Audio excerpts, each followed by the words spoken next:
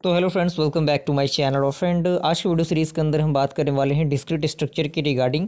Unit 1 से लेकर unit 5 तक के सारे क्वेश्चंस को हम देखेंगे। कुछ सॉल्यूशंस भी आपको मिल जाएंगे यहाँ पे, क्योंकि आपको पता है कि प्रीवियस ईयर क्वेश्चन थोड़ा सा रिपीट हो रहा है। तो अगर आप इस प्रकार के क्वेश्चन को थोड़ा सा सॉल्व करके देख लेंगे, क्योंकि इस तरह के वीडियो सीरीज़ मैंने ऑलरेडी बना रखे हैं, लेकिन फिर भी आपके एग्जामिनेशन से पहले इस वीडियो को एक बार और रिपीट कर दिया जा रहा है, ताकि कम से कम आप इन चीज़ों का स्क्रीनशॉट लेके अगर आप प्रैक्टिस कर लेते हैं तो चीज़ें आपकी थोड़ी बहुत तो क्लियर होंगी ही। क्योंकि देखिए, कुछ ना से बेहतर है आप कुछ करके जाइए। इस दैट क्लियर? तो मुझे पूरी उम्मीद है कि आपको बातें समझ में आ गई होंगी। तो यूनिट नंबर 1 का ये कुछ पहला क्वेश्चन है, जिसमें आपको कुछ यूनिवर्सल और कुछ जो आपका कॉन्ट्रडिक्शन होता है, जो इंटरसेक्शन होता है, उसको आपको यूनियन और इंटरसेक्शन प्रूव करना है। तो इस प्रकार के क्वेश्चन भी डायरेक्टली एग्जामिनेशन में देखने को मिलते हैं। तो इस क्वेश्चन को आप प्रैक्टिस कर लीजिएगा। ज़्यादा मैं सॉल्व करना मतलब समझाने की मैं पूरी कोशिश कर रहा हूँ, लेकिन वीडियो थोड़ा सा ज़्यादा लंबा हो जाएगा। इसी वजह से मैं थोड़ा सा स्क्रॉल डाउन करने की कोशिश करूँगा, ताकि आप चीज़ों को देख के अपने नोटबुक में लिख लीजिए या फिर स्क्रीनशॉट लेके आप पढ़ सकते हैं। कोई बहुत बड़ी चीज़ नहीं है इसमें। और ये आपका रिलेशनल नंबर के रिगार्डिंग है, तो आप इन चीज़ों को भी देख सकते हैं। और ये भी है जो कि आपको रिफ्लेक्सिव भी आता है। आर इज़ नॉट समेट्रिक, ट्रांजिटिव, इस प्रकार के भी क्वेश्चन पूछे जाते हैं डायरेक्टली एग्जामिनेशन में। तो देखिए, बेसिकली डिस्क्रीट में अगर आपको बेहतर करना है, थोड़ा सा न्यूमेरिकल पार्ट और थोड़ा सा थ्योरेटिकल पार्ट आपका मजबूत होना चाहिए। और ये आपका मैथमेटिकल इंडक्शन से सवाल यहाँ पे आपके इंटरफेस में मौजूद है। तो मैथमेटिकल इंडक्शन मैंने बताया ही कि थोड़ा सा प्रैक्टिस आपको कर लेना है। देख सकते हैं आप किस तरीके से चीज़ें क्या क्या हो रही हैं यहाँ पे। और अगर आपने वीडियो सीरीज़ देखा होगा तो आप सही तरीके से इन चीज़ों को रिलेट कर पा रहे होंगे।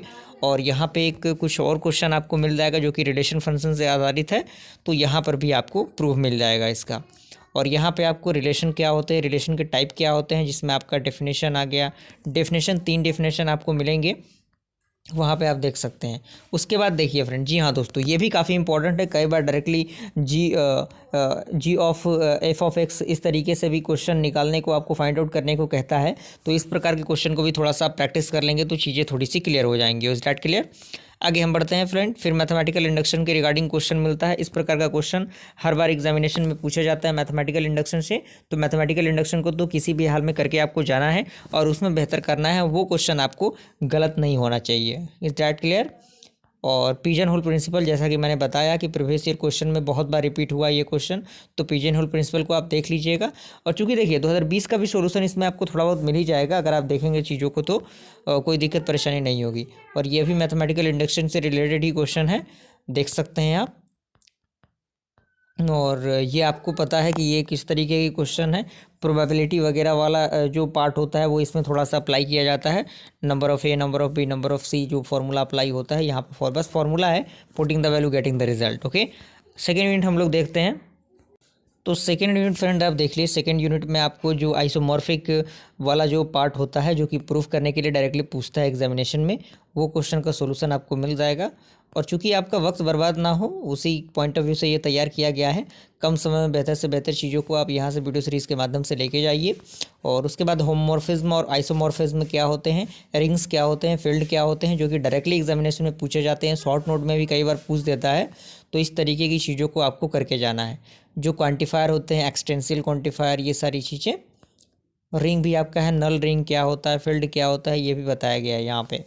उसके बाद आपको कुछ प्रूफ करने के लिए भी डायरेक्टली एग्जामिनेशन में देखिए आप 2018 में ये क्वेश्चन पूछा गया है। तो हो सकता है कि 2020 में भी क्वेश्चन रिपीट हो जाए। तो आपको थोड़ा सा तैयारी करके जाने की ज़रूरत है, क्योंकि देखिए ये सारे जो क्वेश्चन है इसमें थ्योरेटिकल पार्ट भी होता है, न्यूमेरिकल पार्ट भी होता है। तो ये साइक्लिक ग्रुप क्या होता है, साइक्लिक ग्रुप के बारे में बताया गया है, उसका एग्जाम्पल भी है। लैग्रांज थ्योरम क्या होता है, उसको आपको प्रूफ करना है। तो यहाँ पे प्रूफ आपको मिल जाएगा। क्लियर? थर्ड यूनिट देखते हैं हम लोग। तो थर्ड यूनिट फ्रेंड आप देखिए। थर्ड यूनिट आपको पता है कि ये जो आपका टोटोलॉजी और कॉन्ट्रडिक्शन जो होता है, ट्रू फॉल्स वाला, उस तरीके से ये सॉल्व होते हैं क्वेश्चन। तो ये दोनों क्वेश्चन काफ़ी इंपॉर्टेंट है।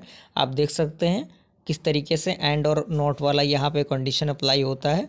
और यहाँ पे टोटोलॉजी आपको प्रूव करना है, यानी लास्ट सेक्शन में आपके जितने भी रो में एलिमेंट होंगे वो क्या होंगे, ट्रू होंगे तो वो टोटोलॉजी होगा। अगर फॉल्स होंगे तो वो क्या होगा, कॉन्ट्रडिक्शन होगा। क्लियर? यूनिवर्सल क्वांटिफायर और एक्सटेंसियल क्वांटिफायर काफ़ी इंपॉर्टेंट, काफ़ी पॉपुलर क्वेश्चन। यहाँ पे उसका आंसर आपको मिल जाएगा। उसके बाद टोटोलॉजी और contradiction, tautology contradiction, destructive normal form, वो भी काफ़ी इंपॉर्टेंट है। डिस्ट्रक्टिव नॉर्मल फॉर्म भी डायरेक्टली एग्जामिनेशन में पूछे जाते हैं। क्लियर? और यहाँ पे कुछ और रिलेटेड क्वेश्चन आपको मिल जाएंगे इस तरीके के। तो क्वेश्चन हो सकता है कि डायरेक्टली ना पूछें, डायरेक्टली भी पूछ दे, तो आपको चीज़ों को समझना होगा। आगे फ्रेंड यूनिट नंबर 4 है। यूनिट नंबर 4 आपको पता है कि ये शॉर्टेस्ट पाथ डिस्टेंस एल्गोरिथम जो होता है उस पर आधारित होता है, यानी डिजास्टर्स एल्गोरिथम इसमें आपको देखने को मिलेगा। तो ये आप देख सकते हैं। इसका जो फाइंड आउट करने का है वो अलग तरीका भी आता है, तो जो तरीका आपको सूटेबल लगे वो आप कर सकते हैं। लेकिन यहाँ पे देख सकते हैं आप किस तरीके की चीज़ें हैं। यहाँ पे मल्टी ग्राफ बताया गया है, एलेरियन ग्राफ बताया गया है, आइसोमॉर्फिक ग्राफ बताया गया है। फिगर के द्वारा आप चीज़ों को देख सकते हैं। ओके, प्लानर ग्राफ भी है इसमें। और ये फिर से आपका जो शॉर्टेस्ट पाथ है ए से जेड के बीच का आपको फाइंड आउट करना है, तो शॉर्टेस्ट पाथ आप देख सकते हैं। ज़रूरी नहीं कि इसी मेथड से आप फाइंड आउट कीजिए, जो दूसरा मेथड होता है जो कि वीडियो सीरीज़ के माध्यम से भी मैंने प्रोवाइड किया है, या फिर अगर आपने वीडियो सीरीज़ का लेक्चर देखा होगा किसी भी यूट्यूब चैनल से तो वहाँ पर आपको पता चल गया होगा। ग्राफ कलरिंग क्या होता है ये भी पता होना चाहिए आपको, क्रोमेटिक नंबर, ये सारी चीज़ें, और ये भी चीज़ें हैं जो काफ़ी इंपॉर्टेंट है। लास्ट यूनिट हम लोग देख लेते हैं, यूनिट नंबर 5। तो यूनिट नंबर 5 आप देख सकते हैं फ्रेंड। यूनिट नंबर 5 आपका रिकरेंस रिलेशन से रिलेटेड जो क्वेश्चन है, पहला क्वेश्चन आपको देखने को मिलेगा। तो ये इस प्रकार का क्वेश्चन को थोड़ा सा प्रैक्टिस कर लीजिएगा।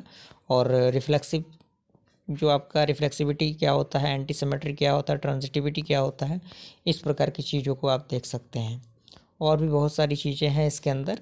और ओवरऑल जितने भी चीज़ें हैं प्रैक्टिस पे डिपेंड करती हैं। जब तक आप प्रैक्टिस नहीं करेंगे चीज़ें नहीं समझ में आएगी। हैज़ डायग्राम को आपको करके जाना है फ्रेंड, क्योंकि हैज़ डायग्राम बहुत ज़्यादा पॉपुलर क्वेश्चन है और इस प्रकार के क्वेश्चन पूछे जाते हैं, ये भी पूछ देता है। ओके, तो यहाँ तक आई हो पूरा प्रोसेस आपको समझ में आ गया होगा। ओके, तो